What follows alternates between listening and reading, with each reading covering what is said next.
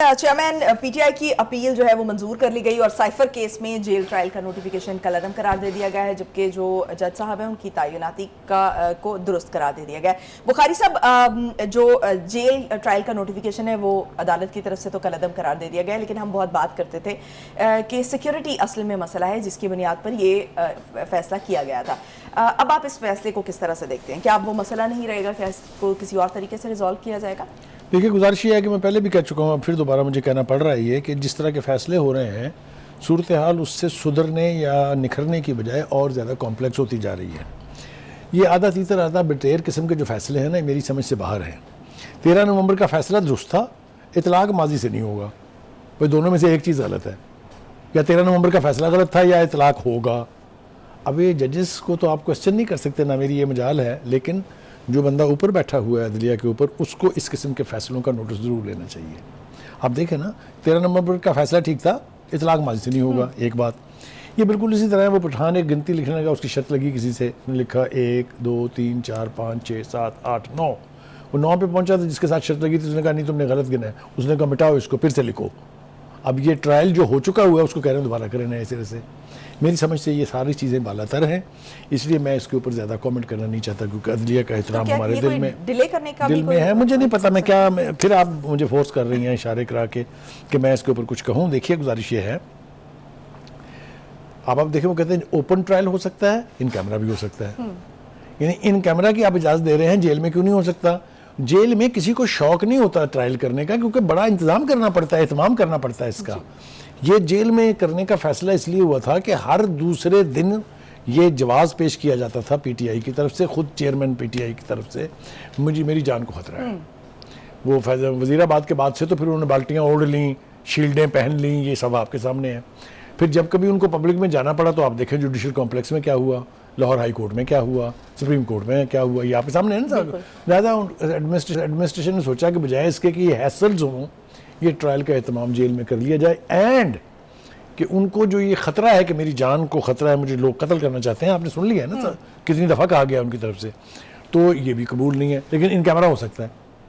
تو آپ دیکھیں نا، مجھے واقعتاً سمجھ نہیں آ رہی، میں آپ کو ایمانداری سے کہہ رہا ہوں۔ تو یہ ساری باتیں جب عدالت میں ڈسکس ہو چکی ہیں اور یہ ان معاملات میں کوئی بھی بات اتنی ویلڈ نہیں تھی کہ اس پر کچھ فیصلہ کیا جاتا؟ میرے خیال سے اس ٹرائل کو ہونے دینا چاہیے۔ میں آپ کو اس کی ایک مثال دیتا ہوں آپ کو، جو فورن فنڈنگ کیس ہے، 8 سال تک وہ رکا رہا، کبھی وکیل ہے نہیں، کبھی اس جج پہ ہمیں اعتبار نہیں ہے، کبھی وکیل باہر گیا ہوا ہے، کبھی مدعی ہے نہیں، کبھی گواہ ہے نہیں۔ 8 سال لگے نا جی، بقول مدعی کے اور بڑے بڑے جورسپروڈنس کے جو ایکسپرٹس ہیں ان کے، وہ اوپن اینڈ شٹ کیس ہے۔ یا بری کر دیں آپ، اگر کرنا ہے آپ نے تو، یا سزا دے دیں آپ، دونوں میں سے ایک ہوا 8 سال میں۔ باقی دوسرے فیصلوں کا میں ذکر کروں گا تو پھر آپ کے ماتھے پہ تیوریاں آ جائیں گی۔ طاہر خان کا مسئلہ حل ہوا، اپنے توشہ خانہ طے ہوا، تو آپ اس کو ڈیلے تو جتنا مرضی کر لیں۔ یہ سارے ڈیلیئنگ ٹیکٹسز ہیں۔ آپ دیکھیے نا، دفعہ 44 لگ گئی ہے وہاں پر پشاور میں، کیونکہ وہاں پی ٹی آئی نے جلسہ کرنا ہے۔ بھائی آپ مجسٹریٹ کے پاس جائیں، اس کو کہیں کہ جناب آپ نے کیوں لگائی ہے، ہمارا حق ہے پولیٹیکل کیمپین کرنا، ہم نے الیکشن لڑنا ہے۔ آپ کے وکیل صاحب کہہ رہے ہیں ہم سیدھے سپریم کورٹ جائیں گے، خدا کے واسطے سپریم کورٹ آپ کے محلے کا اکھاڑا تھوڑی ہے۔ سپریم کورٹ تو از لاسٹ ریمیڈی فار سولوشن۔ وہ کہہ رہے ہیں ہم تو سپریم کورٹ، یہ تو بالکل وہ روٹھے ہوئے بچے کی طرح سے، نہیں میں تو سپریم کورٹ جاؤں گا۔ لیکن بخاری صاحب، دوسرے تناظر میں اگر دیکھیں، اگر یہ فیصلہ جو ہے الیکشن تک ڈیلے ہو جاتا ہے، یا فیصلے کی بات کریں کہ سائفر کیس کا فیصلہ جو ہے وہ الیکشن کے بعد سنایا جاتا ہے، الیکشن تک ڈیلے ہو جاتا ہے، تو یہ بہت بڑی ایک جو ہنگاموں اور جو خون خراب ہے اس سے بچت بھی ہو سکتی ہے۔ دیکھیے، گزارش یہ ہے کہ ہمیں نہ تو معاملے کو ڈیلے کرنا چاہیے، نہ اس میں جلد بازی کا مظاہرہ ہونا چاہیے۔ ٹرائل کو ٹرائل رہنا چاہیے، میرٹس پر آپ کریں، آپ کو کوئی کوسچن نہیں کر سکتا۔ آپ وکلا کو بھی کہیں کہ خدا کے لیے اس کے اندر تاخیر کا باعث نہ بنے، جیسا بھی فیصلہ ہونا ہے اس نے میرٹس پر ہونا ہے۔ ہماری توقع یہ ہے کہ فیصلہ میرٹس پر ہونا چاہیے۔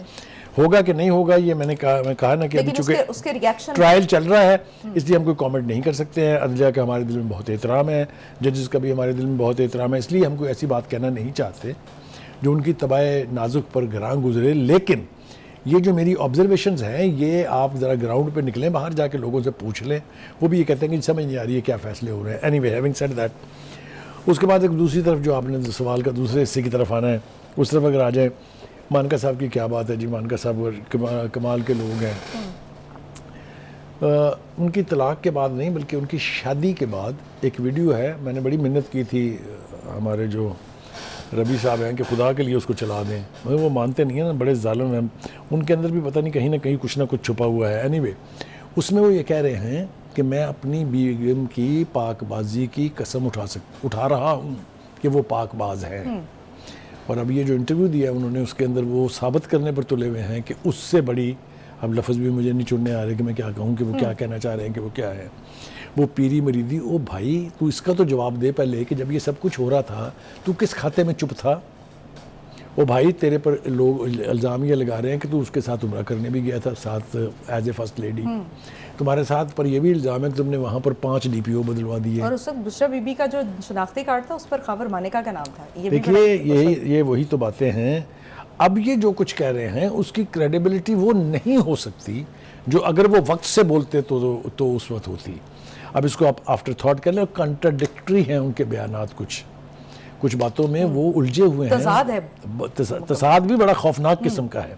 لیکن ہیونگ سیڈ دس, میرے خیال سے خاور مانکا نے نہ اپنے ساتھ کوئی اچھائی کی ہے, اس کے تو خیر پلے کچھ نہیں رہنے دیا انہوں نے. اور جو ایک اور بات کھل کے سامنے آئی ہے وہ یہ کہ جو فرح گوگی کے کردار کو جناب پی ٹی آئی کے چیئرمین صاحب نے ہمیشہ انڈرمائن کرنے کی کوشش کی کہ نہیں جی وہ تو صرف ملنے آتی تھی کبھی کبھار 6 مہینے میں ایک دفعہ. وہ سارا کچھ ایکسپوز کر دیا کہ وہ بی بی کے ساتھ بہت پہلے سے لائن پر تھیں. ان کے بے پناہ پیغام رسانی, ان کو نئے فون مہیا کرنا, ان کو نئے نمبر لے کے دینا. وہ کہتے ہیں یہ میرے علم میں تھا کہ انہوں نے ان کو فون دیا ہے, ساری رات باتیں ہوتی تھی, میں بیٹھ کے سنتا تھا.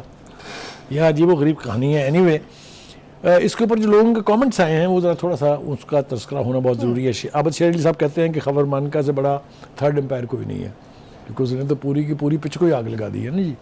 اچھا جی, زلفی بخاری صاحب کہتے ہیں کہ خاور مانکا کرپٹ اور بددیانت انسان ہے. بخاری صاحب یہ آپ کو کب پتہ چلا؟ آپ تو انسٹرومنٹل تھے اس پوری کہانی میں, آپ کو تو سارا کچھ یہ علم میں تھا. یہ اس وقت آپ کو کیوں نہیں پتہ چلا کہ یہ بہت فراڈ آدمی ہے؟ اس کے بعد آئی جی پرویز الہی صاحب کہہ رہے ہیں کہ خاور مانکا کا گھر کا پردہ چاک نہیں کرنا چاہیے تھا خاور مانکا صاحب کو. تو پھر کس کا پردہ چاک کرتے؟ وہ لٹ گئی اس کی دنیا, اور آپ کہتے ہیں کہ انہوں نے پردہ کیوں چاک کر دیا؟ اینی وے, لیکن جب لٹی تھی تب بولنا چاہیے تھا نا, اب آ کے بولیں گے تو وہ obviously I think you have said جس کو کہتے ہیں ٹیک کا بند, وہ یہی ہے کہ بھائی اگر آپ لوگ سارے وقت سے بولتے تو آپ سب کی کریڈیبلٹی ہوتی. اب یہ سارا لگ رہا ہے, چاہے وہ اپوزیشن کی طرف سے ہے, چاہے وہ گورنمنٹ کی طرف سے ہے, چاہے وہ مدعی کی طرف سے ہے, چاہے وہ گواہوں کی طرف سے ہے, وہ سب کچھ آفٹر تھاٹ لگ رہا ہے. تو بخاری صاحب اصل میں تو بات یہ ہے نا کہ خاور مانیکا کے اوپر کرپشن کے الزامات ہیں. جو خان صاحب کا دور تھا اس میں بھی آپ کو یاد ہوگا کہ بڑے چرچے تھے اس بات کے کہ بھئی ان کی مرضی سے تقرر ہوتے ہیں, تبادلے ہوتے ہیں, بہت کھل کے کھیلے وہ, انہوں نے اپنی اور پھر اب اثاثے بھی بنائے گئے جو سامنے ہیں. تو اچھا یہ تو ایک مطلب زبان زد عام ہے, یہ بات اس دور میں بھی رہی اور آج بھی جو ہے یہ ہے. لیکن اس انٹرویو کے بعد آپ کو کیا لگتا ہے کہ وہ سارے الزامات ختم ہو جائیں گے؟ میرے خیال سے ہونے تو نہیں چاہیے, اس لیے کہ ان کے خلاف بھی کیسز ہیں اور ان کیسز کی پروسیڈنگز بھی ہونی چاہیے. میں تو یہ انصاف کے تقاضوں کے عین مطابق سمجھتا ہوں کہ جو بھی ہو, چاہے وہ کسی پارٹی کا چیئرمین ہے, چاہے وہ کسی پارٹی کا وزیر ہے, چاہے وہ کسی پارٹی کا ورکر ہے, there should be no exception in the eyes of law کے اوپر سب کو سر جھکانا چاہیے اور انصاف ہوتا ہوا دکھائی دینا چاہیے جو انصاف کی اسپرٹ کے مطابق ہے. لیکن میں آپ کو پھر ایک غیر ذمہ دارانہ بیان دے رہا ہوں کہ نہ یہ انصاف ہوتا ہوا کبھی ماضی میں دکھائی دیا ہے, نہ حال میں دکھائی دیا ہے. ہاں آنے والے وقت میں دکھائی دے جائے تو میں کچھ کہہ نہیں سکتا ہوں اس کا, لیکن ایک شخص سارا ماحول اور ساری دنیا تبدیل نہیں کر سکتا. میری مراد قاضی فائز عیسیٰ صاحب سے ہے. وہ اگر میرٹس کو بنیاد بنا دیں, جیسا کہ انہوں نے لائیو ٹرائل دکھا کے بہت سینسٹیو معاملے کے اوپر, آپ دیکھیں کہیں انگلی اٹھی, کیونکہ لوگوں نے سب اپنے کانوں سے سنا اور آنکھوں سے دیکھا. اگر قانون کے تقاضے اس طرح سے پورے ہوں گے, میرٹس کے اوپر ٹرائل ہوں گے, تو پھر کوئی انگلی نہیں اٹھا سکتا. ہم توقع کرتے ہیں کہ جس نے اس ملک کے ساتھ جو کھلواڑ کیا ہے اس کو اس کی قیمت چکانی چاہیے. ہمارے لیے نزدیک اور میڈیا کے نزدیک کوئی ایکسیپشن نہیں ہونی چاہیے. اگر شریف فیملیز نے تباہی مچائی ہے, حساب لیں ان سے, ان کا ہو بھی رہا ہے حساب, اور اب وہ کیسز جو ہیں وہ ان کی کیا فیٹ بن رہی ہے وہ بھی آپ کے سامنے ہے.